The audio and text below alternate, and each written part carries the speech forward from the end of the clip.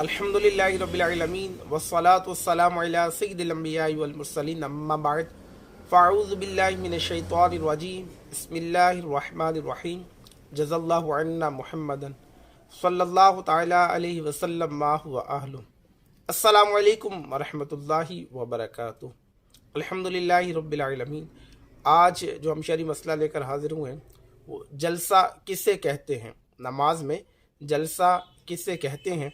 इंशाअल्लाह रहमान ये आज इसकी तारीफ़ हम सुनेंगे।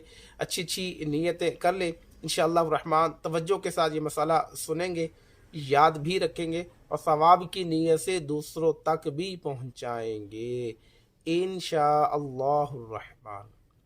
जी, जलसा जिस तरह नमाज में क़याम, रकू, सजूद के नाम है, इसी तरह एक चीज़ जलसा भी है।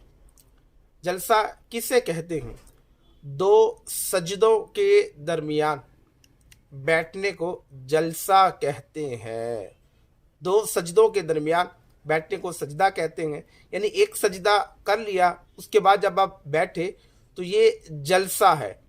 और इतनी कमर सीधी हो जाए आपकी, बिल्कुल जब कमर आपकी सीधी हो जाए, एक मर्तबा सुबहान अल्लाह या अल्हम्दुलिल्लाह या अल्लाहु अकबर कहने की मिकदार कम अज़ कम आपने ठहरना है और उसके बाद दूसरे सजदे के लिए जाना है। और एक मर्तबा सुबहान अल्लाह कहने की मिकदार ठहरना ये वाजिब है और वाजिब का तर्क गुनाह है।